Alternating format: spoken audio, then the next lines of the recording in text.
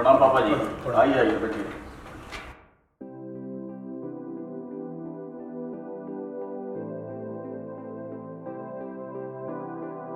Hello Rajesh, बैठो।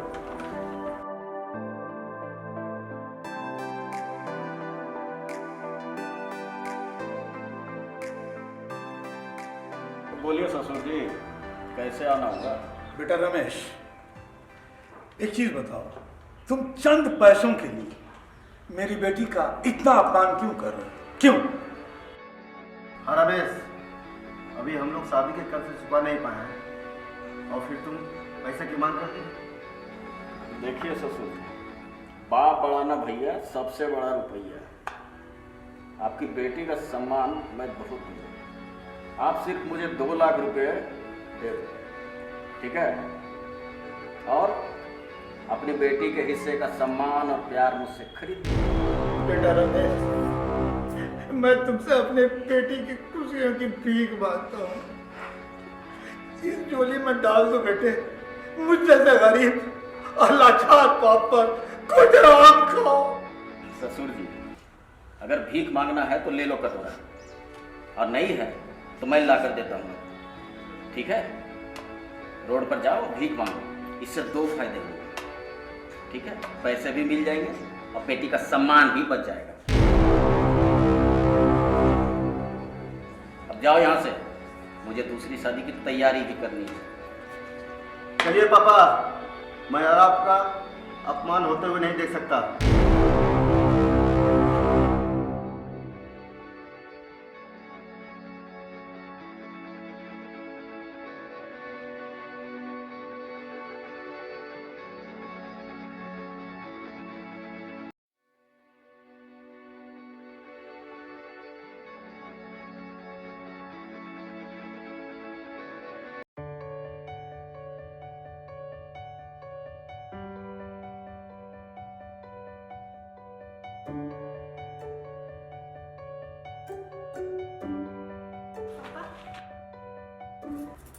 उन्होंने क्या कहा? आप रोइए मत पापा। काश मेरी बच्ची मैं भी उन लड़कियों के अमीर बाप की तरह होता जो अपनी बेटी की खुशियों के लिए जमाने का हर चीज लाकर उसकी झोली में डाल देता। पापा, आप ही कहते हैं ना कि दुनिया का सबसे अमीर इंसान वो होता है जो दूसरे को खुशियाँ बांटता है। आप मेरे लिए इस दुनिया की सबसे अमीर पिता हैं पापा। हाँ पापा, ये बुरा वक्त है, गुजर जाएगा, पर जो आपने सीख दी है, डरना नहीं है।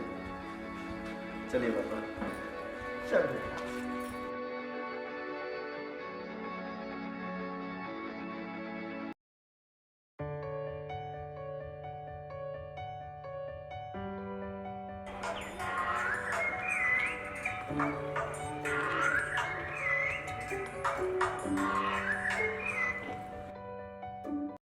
हेलो, हाँ बोलिए।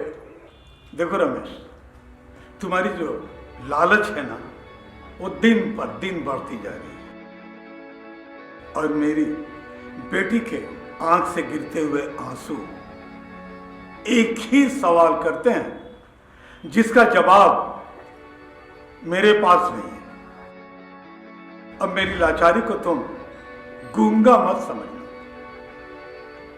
मैं अब कानून का सहारा लूंगा।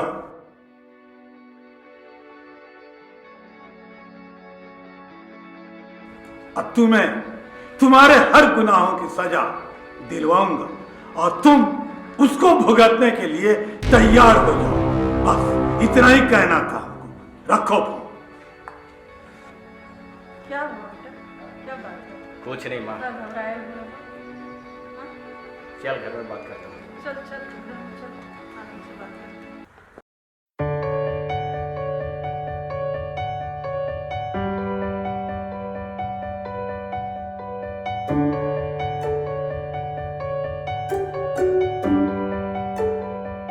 क्या हुआ दीनानाथ जी, बड़े सोच में पड़े हैं? सोच तो होगा ही। रामाकांत जी अभी तक 5 लाख रुपया दिया नहीं। क्या करूं, समझ में नहीं आता। रमाकांत जी खुद परेशान है अपने बेटी के लिए। उनको ससुराल वालों ने दहेज के लिए उनको छोड़ दिया। क्या? ये तो गलत बात है। कितना लोभी हो गए हैं लोग दहेज के लिए। हाँ, समाज और लोगों को समझना चाहिए। अच्छा दीनानाथ जी, हम चलते हैं। नमस्कार। नमस्कार।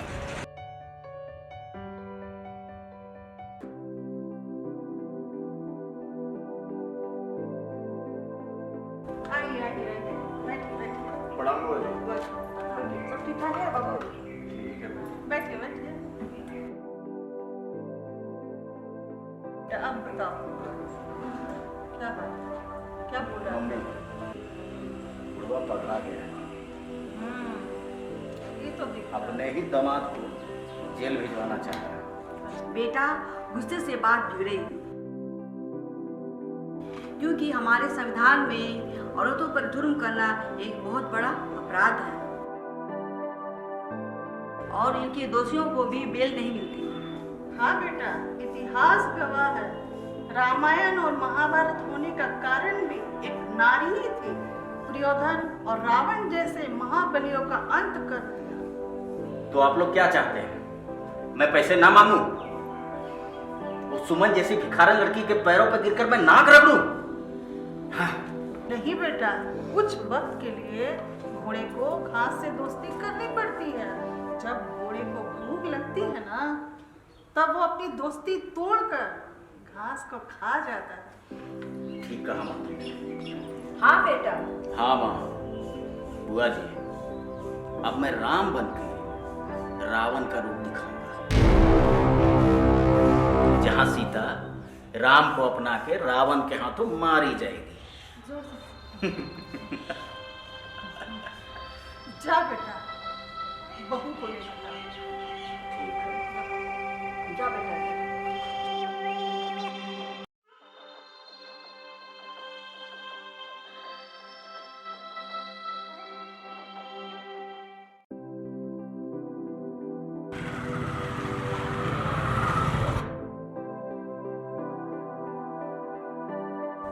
प्रणाम ससुर जी।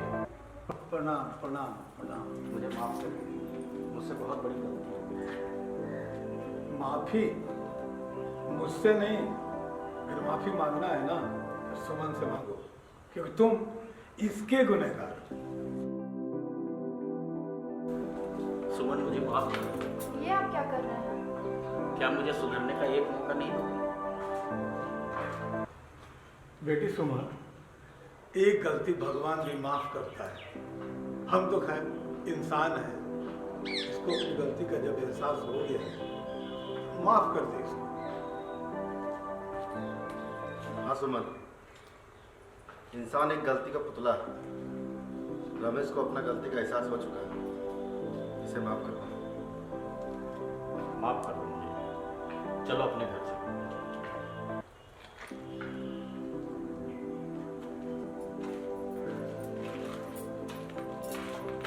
अरे ना बेटी, जाओ जाओ जाओ, खुश जाओ जाओ, सदा सदा सुखिया रहो।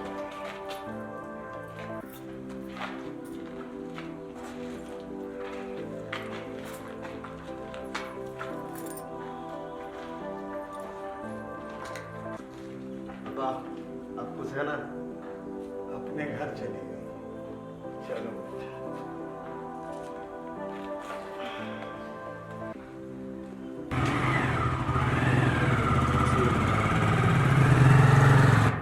देखिए, गया तो है, आ रहा है, कब आता है, बहू को लेके आता है भी कि नहीं, यही देखना है। इंतजार इंतजार करते हैं। करते हैं, देख लेते हैं आते हैं कि नहीं।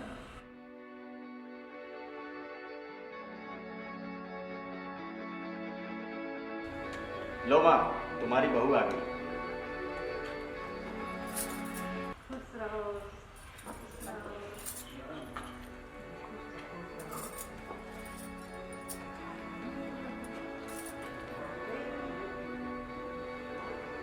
बेटी, मुझे माफ कर दो, मुझे माफ कर दो बेटी। आप मुझे बेटी कहती है माँ, और मुझसे माफ़ी भी मांगती हैं। आप तो मेरी माँ है माँ।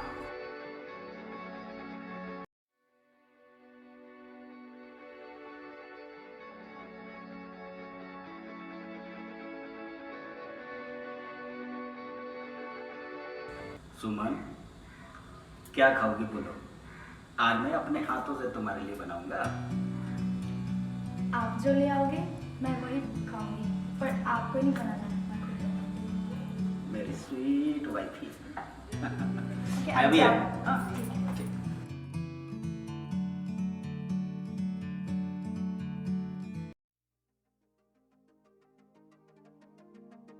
हाँ सर, जी मैं लिख के आई हूँ जी।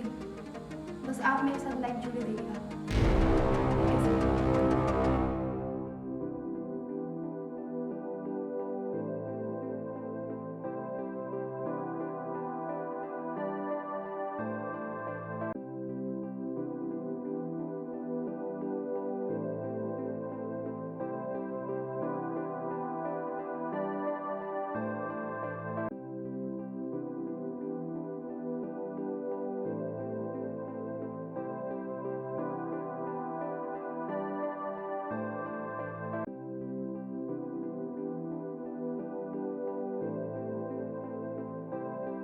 अब आएगा मजा।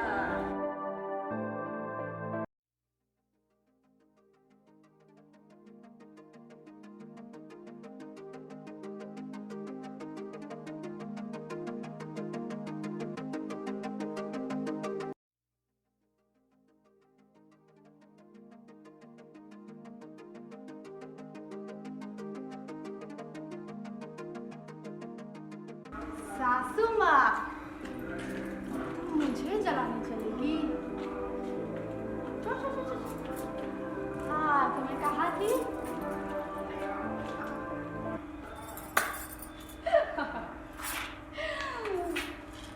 माँ नहीं, सासू माँ।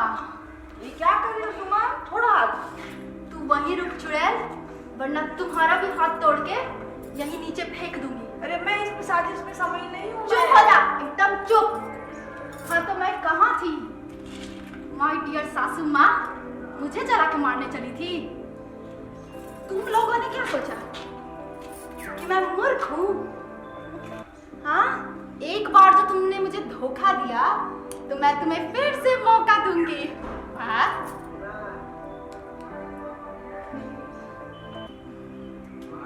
आज मैं तुम लोगों को औरत के कई रूप के बारे में बताऊंगी। तो माँ, जब मैं तुम्हारे घर में आई थी ना, तो उस वक्त मैं माता सीता की तरह अपने हर धर्मों का पालन किया। तुम लोगों ने मुझे मारा, पीटा, मेरे साथ कितना बुरा सलूक किया। मैंने कभी कुछ नहीं कहा। मैं वो बेटी थी जिसके बाप ने हमेशा अपने सर को ऊंचा करके इसी समाज में हमेशा अपने सर को रखा।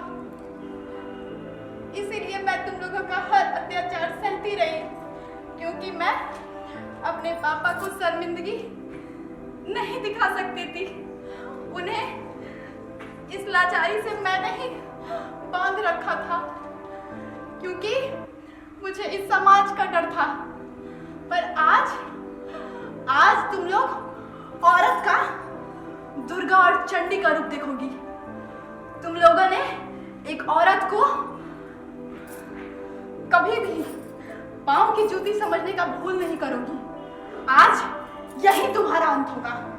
यही आज ये तुम्हारी बहू नहीं, माँ दुर्गा और माँ चंडी की नजर में तुम आज इस सुमन को देखोगी। तुम मुझे जला के मारेगी। हाँ, अरे छोड़ो रे सुमन, छोड़ो छोड़ो छोड़ो। तो वहीं रुक चुड़ैल, वरना तुझे भी यही जला के मार डालूंगी। अरे सुमन, समझ आया? क्या है? डरती नहीं मैं तुमसे, ठीक है? अभी मैं तुम्हें बताता हूँ। पकड़ो इसका हाथ। बुआ पकड़ो, हाथ पकड़ो मम्मी। छोड़ दो मुझे, छोड़ दो, छोड़ दो, छोड़ दो मुझे। रमेश, ये तुम क्या कर रहे हो? छोड़ो, वरना पुलिस को अभी फोन करके मैं बुलाती हूँ। चुप, ठीक कि तू आ गई, अब तू भी जलेगी यहीं पर इसके साथ। घबराओ मत पूजा, मैं बिल्कुल ठीक हूँ। छोड़ो मुझे, छोड़ो, छोड़ो मुझे। ये पागल हो गई है, इसका मौत आया है और ये हंस रही है। छोड़ो मुझे, ध्यान से देख मुझे।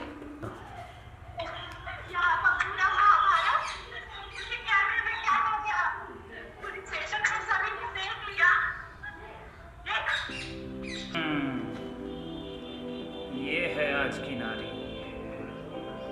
चलो, यस सर। सबूत है हमारे पास। Yes sir. यहाँ का सारा महाभारत पुलिस स्टेशन में कैद हो चुका है। मुझे जलाएगी? जला मुझे, जला, है ना? मोबाइल तोड़ने की गलती मत करना, क्योंकि पुलिस वालों ने सारा काला चिट्ठा देख लिया है, समझे?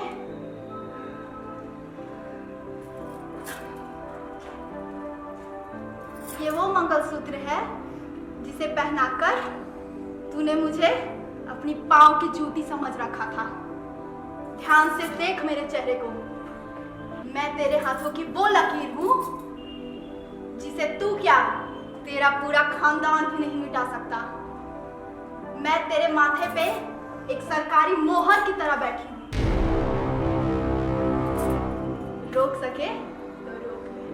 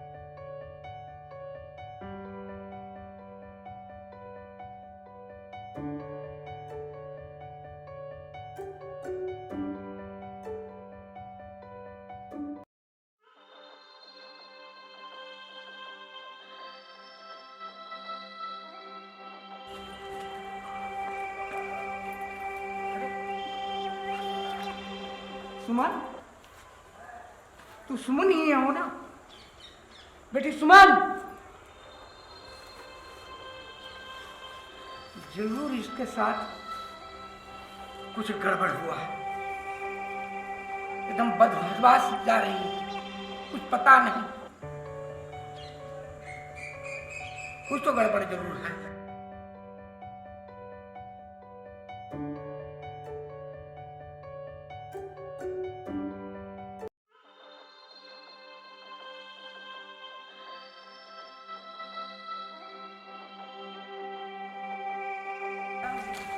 क्या हुआ? क्या हुआ तुम्हें? क्या हो गया? दूर पर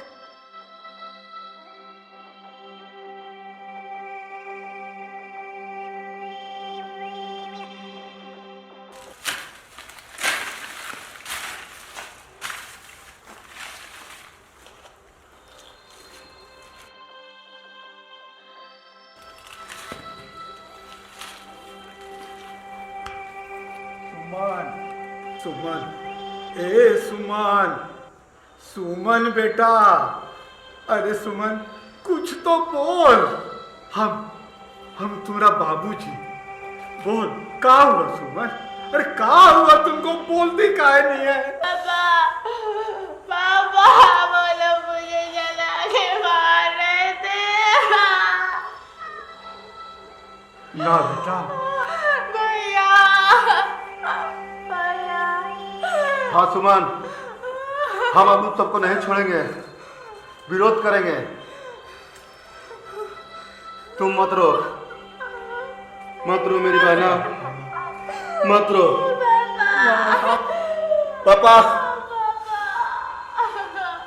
हाँ बेटा, अब कानून का सहारा लेना बहुत जरूरी हो गया है, बहुत जरूरी, ताकि उन हरामखोरों को ये समझ में आए कि कानून क्या है। जंगल राज नहीं है, नहीं है सुमन, आप जंगल राज। चल चल चल चल चल चल चल।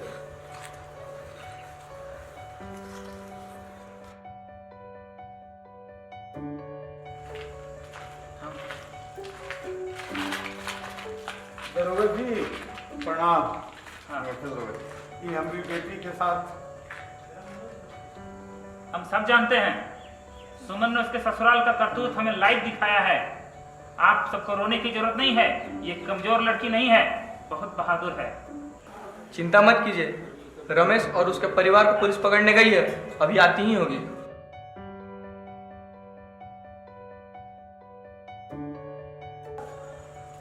हमने ये लोगों ले आया। कहा रे, लड़की को जला के मारेगा? अब चलो जेल, वहीं खेलना पैसा पैसा। अरे थू है तुम लोगों पर, तुम लोग जैसे पापी लोग के चलते फूल जैसी बच्ची जलाकर मार दी जाती है, फांसी लगा लेती है। बाप उसका कर्जा लेकर अवाम करके उसकी शादी करता है, लेकिन तुम जैसा लालची लोग का लालच कभी खत्म नहीं होता है, कभी नहीं। थू है तुम। धिक्कार है मुझे तुम जैसे आदमी पे। तुम लोग समाज के नाम पर धब्बा हो, धब्बा। मैं वो औरत नहीं जो सर झुका के चले। मैंने तुम जैसे पापियों का अंत किया है, और मैं इसी समाज में, इसी समाज की बेटी बनकर सर उठा के चलूंगी तुम सबके सामने। हाँ भाई ना, जितना अधिकार तुम्हारा है उतना हमारा है। पापा चलिए घर। चल बेटा चल।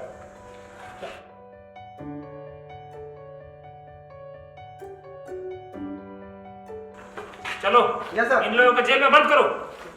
ला, ला, चल, चल, ला, चल। देखा आज की नारी में कितना दम है। सही बोला साहब, सही बोला।